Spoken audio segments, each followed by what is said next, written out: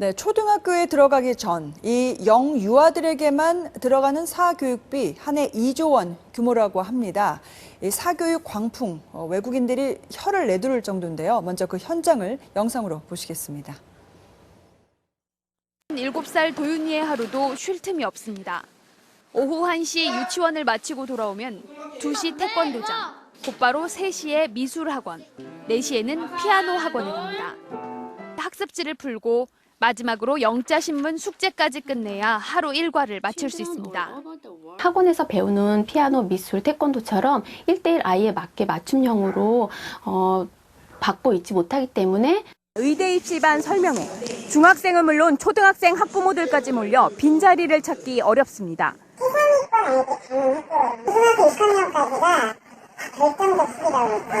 학원 측은 최대한 일찍부터 준비해야 의대를 갈 수 있다며 선행학습을 부추깁니다. 저녁 시간 강남 대치동 학원가. 어린이들이 학원 앞 거리에 앉아 컵라면을 먹고 있습니다. 다른 학원 또 가야 돼요? 빨리 라면 같은 걸로 때워야죠. 초등학생들을 실어 나르는 대형 버스 행렬은 밤 9시 반이 넘도록 이어집니다. 피곤하죠. 근데 다음날 학교도 가고 그냥 하면서 그냥 일상이에요. 자정 무렵 수십 명의 학생들이 편의점에서 잇따라 나옵니다.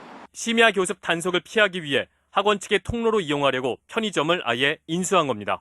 건물이 11시에 닫아버리기 때문에 아이들 출구가 없어요. 아이들이 나가려면 편의점밖에 없으니까. 빛 가리개를 내린 채 심야 교습이 한창입니다. 학원들의 눈속임이 갈수록 교묘해지면서 단속도 쉽지 않습니다. 이런 우리나라의 사교육, 일부 극성 학부모와 그 자녀들에게만 국한되는 얘기가 아닙니다. 지난해 서울 지역 조사 결과를 보면 전체 학생의 74%가 사교육을 받고 있었습니다. 이 사교육 비율은 초등학생이 80%대에서 고등학생으로 갈수록 70% 정도로 조금 줄어들기는 하는데요. 학교 안에서만 공부하는 학생들보다 사교육을 받는 학생의 비율이 훨씬 높은 셈입니다. 남들에게 뒤처질까 너도나도 사교육을 받기는 하지만 경제적으로도 큰 부담입니다.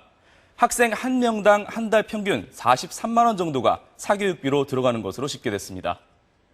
초등학생은 평균 30만 원 정도인데 고등학생이 되면 60만 원까지 뛰어오르게 됩니다. 고등학생 2명을 키우려면 사교육비로만 100만 원이 훌쩍 넘는 돈이 드는 겁니다. 하지만 경제 형편이 어려워도 자녀 교육을 위해 사교육을 포기할 수 없는 부모들이 많다 보니까 사교육비는 계속 늘고 있습니다. 전국적으로 고등학생 자녀에겐 한 달 평균 22만 원의 사교육비가 들었고 중학생 자녀의 사교육비는 28만 원이 들어 지난 4년 동안 4만 원 정도 증가했습니다.